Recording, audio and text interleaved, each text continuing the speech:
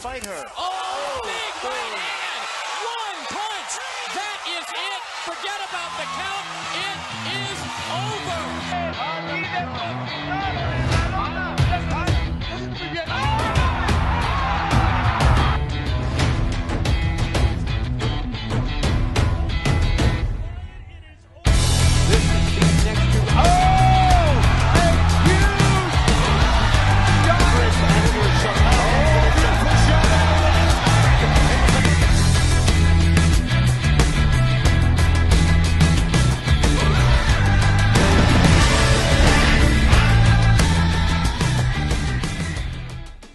Volume of punching from Natasha Jonas. Oh, another for featherweight now, but she doesn't. He's just so superior to Mariana Gallaghers that coming forward here, Jonas once more looking for the right. Dice, regresemos a las bases, a lo que teníamos pactado. Hi, I'm Susie from Women's Fight News, and today I'm here with Natasha Jonas, Miss GB, who's a former Olympian and a recent world title challenger. So thank you for being here today, Natasha, and how are you? I'm good, thank you for having me. Thanks for thank you for joining us. Because what I want to start with today is go with what everybody wants to be talking to you about, is the Harper fight, Terri Harper, because what an amazing fight that was.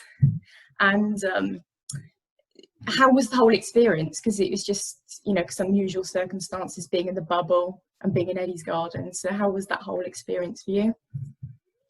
Do you know what? Like, I've said this before, it wasn't too dissimilar to being, you know, back in the old days when you're on GB and, you know, you go to a tournament in the middle of nowhere and you don't really go off the site.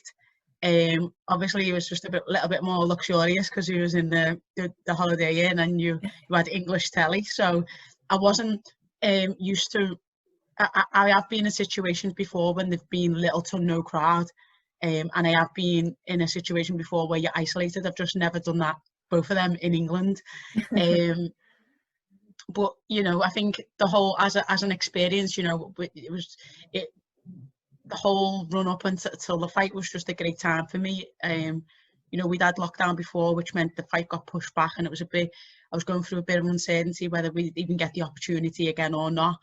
And then when we finally got the nod and we can get back in the gyms, I was so glad to be back that I was in a different mindset. I was like, right, this is it. This is like everything. And I had such a good camp. Me little girl obviously was off school at that time, so she got to be involved in the camp more than she normally would.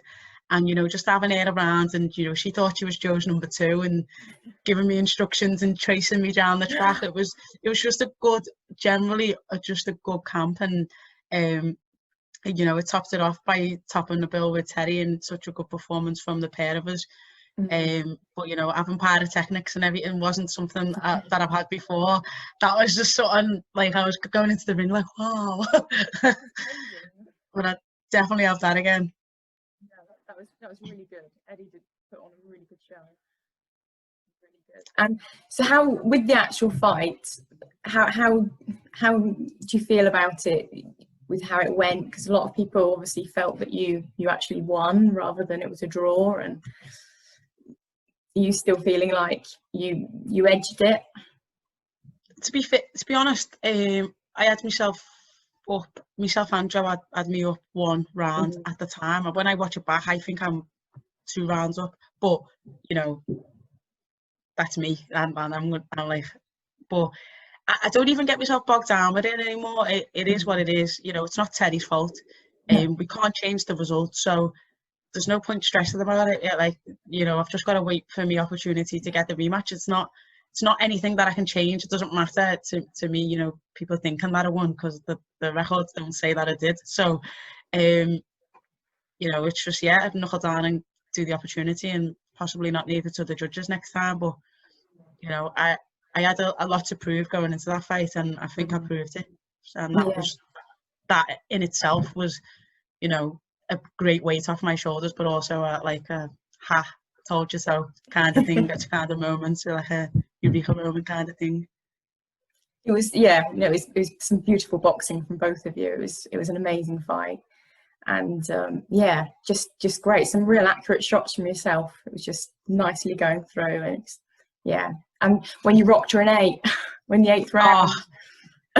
One of my sponsors had a couple of £100 on a 100 to 1 on round 8. Oh my god! And his wife sent me a video of him in round 8, like jumping and screaming around the room, obviously after the fact. And I was just laughing. And he was like, "Oh, I never went to country." I was like, "Oh, I don't know. I wish I would have." But yeah, it was just it was one of them things. Like I know there was a lot of to and fro's, not necessarily between me and Terri, but between Joe and Steffi about, being chin checked and, who's going to stop who. And then I never actually said I was going to stop it, but obviously if the opportunity came, you're just going to do it anyway. So I often think, looking back, that, obviously hindsight's different, but a bit of panic set in, a bit of, trying to rush myself, and I think I'd do it a lot differently next time. But at least then I know I can do it. I always knew I could do it. But now she knows. And the whole country knows. Well, the whole world knows. Exactly. So obviously that's a fight we all really want to see as the rematch. But there's just such a huge list of people, so much potential out there for who you could face. I mean, super featherweight is on fire at the moment, isn't it? It's so many people. So, and there's been so much talk on social media, so many like hypothetical matchups. So who would you actually like to face? Who do you think? I'm not particularly fussy, to be honest.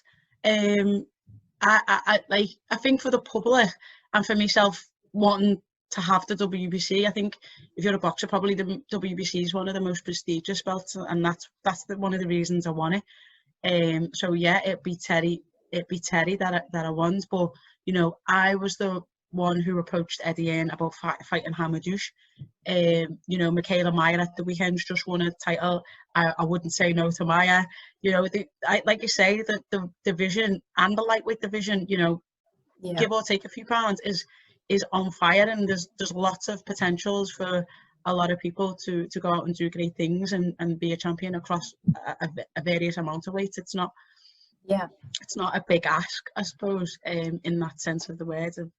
But yeah, everyone's hungry, everyone wants to go at everyone, and that's the way it should be. It's a little bit harder for female boxers to kind of sometimes do what the men do and avoid the good ones, in a division like ours, and where everyone wants to be champion of everything. That there's a lot of good potential matchups there, so it's on fire. And I heard that Delphine Persoon, because she wants to drop in weight and she's looking for at least another fight, so she's potentially wanting to get in there as well. Yeah. I mean, why not? Join the party, join the queue. And she is, within her own right. I personally had her winning twice against Katie, but it's just a bit of what you like and what you prefer, and she is an absolute nightmare for anybody. You can't train for a Delphine Persoon because there's no disrespect, there isn't the greatest of skill, but that relentlessness and that physicality that she's got, she's a dangerous person for anybody, like so many in our division are. And then there's also potential for Katie Taylor, so you can get some revenge maybe for 2012. Yeah, I mean, like I said, to go up a weight isn't a big thing because it just means an extra few pounds that you don't have to get off. So anything from realistically anything from Terri Harper to Brockhouse is possible because it's not that much like of a difference in weight. I naturally am a lot heavier than some other super featherweights, and like it as long as I'm fit and I'm ready, it doesn't really make a difference what weight to do, to be honest. You just got to be fit enough to do it, and expect that you're going to be fighting at 147 or possibly 145 higher, that the punches are going to be a lot harder, but the idea is to slip them and not get punched with them, so don't get caught. So yeah, it's really exciting. And then the other thing is there's been a lot on social media, hasn't there, with your trainer, with Joe. Love Joe. Some lot of toing and froing with Eddie and that.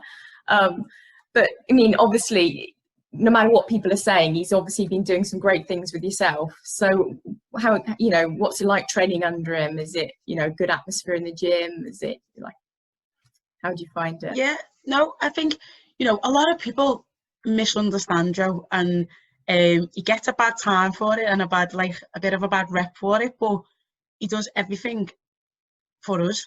You know, and if you're, you know, we all put our lives in his hands.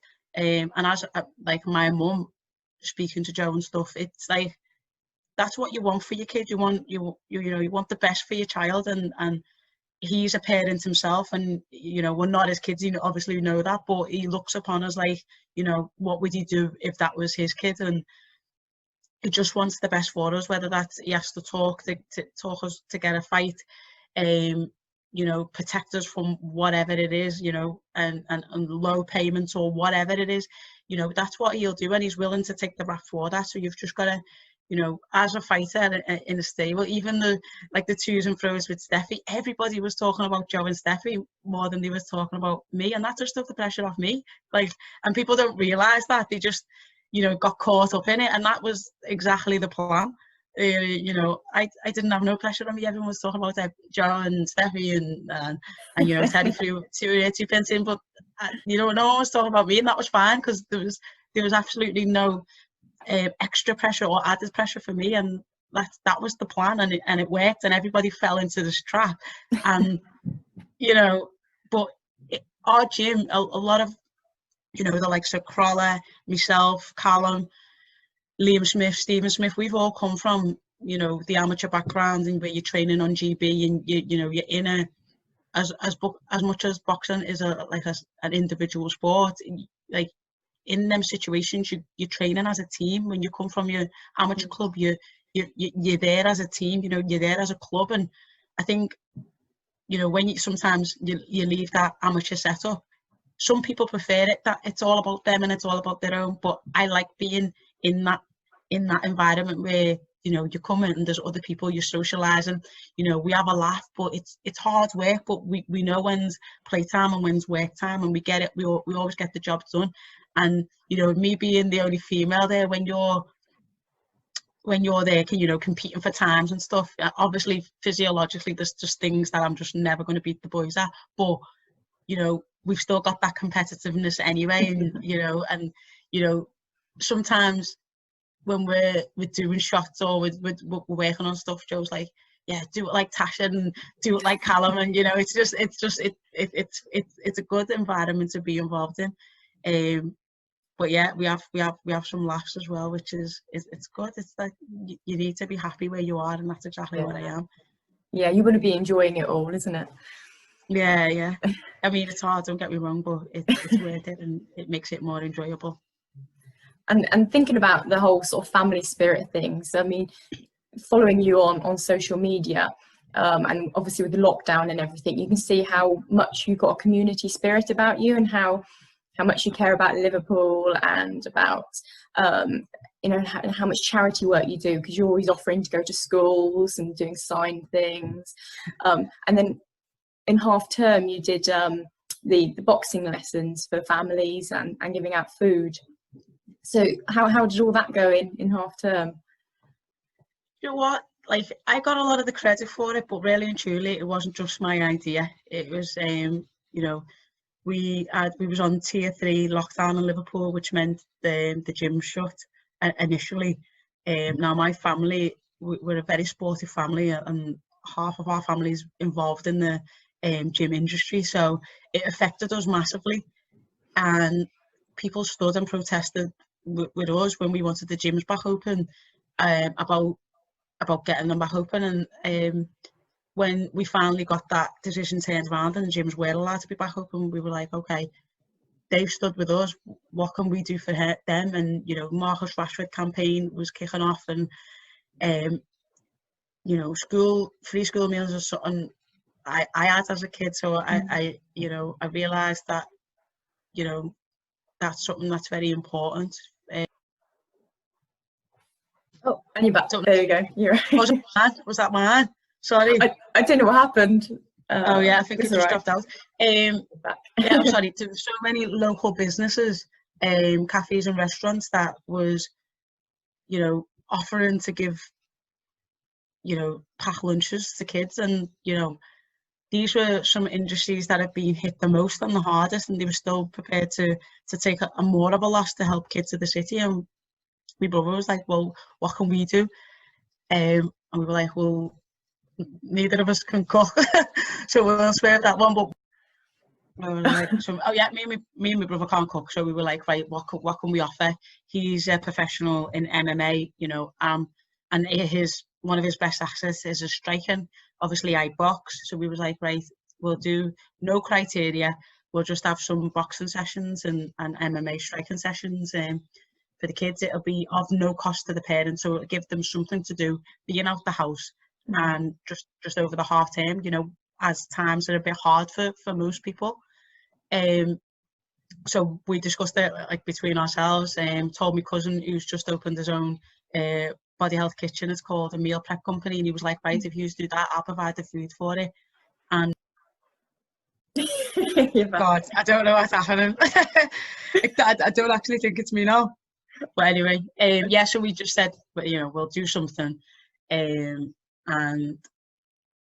yeah, my cousin said he'll get involved and provide the meal. So it ended up being, you know, something for the kids to come along to try, enjoy, have fun, something different over the holidays of no cost. And then obviously you got a meal as well to go with it, a pack lunch to go with it. So, you know, it killed two birds with one stone. Yeah, that's really nice, because it was nice to see how Britain just pulled together. Right, so the next thing I wanted to ask you is about, because obviously you've got the triple world header coming up with Matchroom. So I just wondered what your predictions might be for some of the fights. So I suppose I should really know more, because I think I'm going to be doing a bit of punditry work for Sky on the night. Okay. I've watched a bit of Miriam Gutierrez, is that how you say it? Gutierrez. I think that's a comfortable win for Katie. No disrespect to Gutierrez, but I just think Katie's a class operator, and after, you know, after a fight with Bassoon, she always comes back better because she has the point to prove to the boxing public, and I think, you know, she'll want to put on a good show after, and she, you know, she deserves it after having a hard scrap as well, to have something a bit more comfortable. So I think Katie wins easy. Ball, well, we don't actually know who. Do we know who Ball's opponent is yet? Yeah, she's an Argentinian champion. She's a champion in what division is she champion in? Off the top of my head, I can't think. Yeah. Well, to be perfectly honest, I didn't even know she had an opponent now, but you know, with any South American, you can expect them to be a bit passoony, in the sense of, you know, they're tough, they're strong, and they'll keep coming, I would presume. And you know, Rachel's a very, very tall for her weight, so you know, you would expect her to keep her on the end of that jab, and you know, she performed really well against Shannon Courtney, and she just needs to keep that momentum going, and you know, she's got a point to prove, because she wants the titles next to herself. So and then my old mate Terri Harper, yeah, I don't think and it can either go two ways for Terri. I think, you know, after obviously our fight, she'll either have a point to prove like Katie does, and she'll want to put on a good performance. And, you know, she's not with an awkward Southpaw anymore. She'll be back with an orthodox fighter. So it can either go that way for her. But I do think that Terri wins. But Thunderers, you know, she has been around for a long time, and one of the things that I thought worked against Terri was just my physicality, as in my, you know, my woman strength. I think that showed as well against Amy Timlin and Carly Skelly at the weekend. Sometimes, you know, it's literally boys versus men and girls versus women, and that's what physically it's like, and there's nothing you can do about that. You can make yourself stronger, but until you've developed that, you know, that adult strength, it's hard to overcome that. And I remember Joe was saying it about Callum not so long ago, but now Callum's developed into, you know, a man, and I think that's where Thunders could have something over Terri, where it's, you know, just that woman strength. Right. So so I look forward to you doing some punditry then for that. Oh, yeah. I'll be saying exactly what I've just said then. So another sort of topical thing I wanted to just ask your opinion on was, it's been on social media about Roy Jones Jr. and Mike Tyson saying that they don't want to do 2-minute rounds, which they've been told they have to do for their exhibition because it's for women. So I just wondered what your thoughts were on with that sort of bold statement, really. I mean, factually, they're kind of right. Mm-hmm. I don't even get involved with the, you know, the political correctness of things like that. I mean, you know, it's a bit disrespectful, in the sense of the context of it. But I don't know what the context was. Mm-hmm. It's like when, you know, sometimes say, oh, you know, they're only amateurs, but really, you know, I've been on the GB set up as an amateur, and they train just as hard as the pros. So, you know, it's language and context and all them things, but factually they're kind of right. But yeah, it is what it is. I don't really have an opinion, really. Mm-hmm. Like, if you want to say that, fine. But, you know, we're not. If people want us to do 3 minutes, we're not saying we're against doing 3 minutes either. Yeah. And we just want to be paid the same if we do. And is boxing willing to do that? I don't think they are. Mm-hmm. So if we do exactly the same as men, are we going to be paid the same? No one wants to have that conversation. No, because you'd be working a lot harder for the same pay. Yeah. And just to finish off on, like, sort of just a different type of question, is if you had some advice for your younger self, knowing now what you know, what would it be? You know what? I was asked this question the other day when I went into a school, and it would simply be, just keep going. Because I think, you know, all the things that I've done, even the things that haven't worked out or I've gone wrong, has made me the person who I am today. And without them down moments, the up moments wouldn't be so great. Do you know what I mean? So I'd just say, you know, keep doing what you're doing, keep your head down, you know, go for it, believe in yourself at all times. That's it. You know, there's a whole journey of life to get to the position I am now, and it hasn't all been plain sailing, and it hasn't all been positive, it hasn't all been, you know, great, but I'm here at the end of it. And now looking back, I think, you know what, that was a journey, and without some of them experiences, I wouldn't be the person I am today. And that's you know, sometimes when you're a kid, and that's what I say to them when I'm in the schools, you know, at that moment in time, it seems so vital and so important. And so, like, you know, your boyfriend breaks up with you at 15, you're like, oh, it's the worst thing ever. But really and truly, you know, when you're 75, looking back at 15, like your first boyfriend, you're like, it wasn't really that important. But at that time, when you are 15, it's like the worst catastrophe that could happen. And, you know, it is a journey, and you have to enjoy it. And, you know, there's so much negativity that it's easy to fall into certain traps and certain, you know, stereotypes and whatever. But, you know, to do whatever you want to do, be whoever you want to be, and whatever you want to do, whatever you aspire to be, don't let anyone else knock you off. And if you've got a talent and you know you've got a talent, respect it, no matter, you know, who tries to put you off or divert you into a different way. You just do what you want to do and keep going. A lovely message. That's a nice way to end on. Cheers, Well, thank you very much for your time. It's been brilliant to chat. In fact, I could probably chat for ages. We can't do, you know. But no, thank you very much for your time.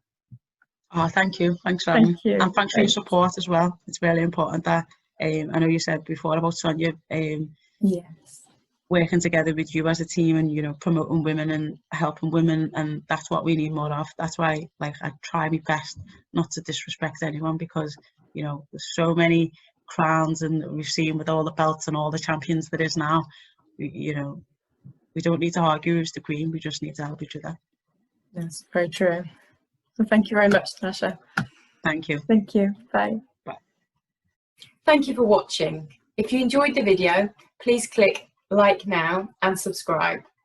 You can also follow me on Twitter and on Instagram. Thank you. Bye.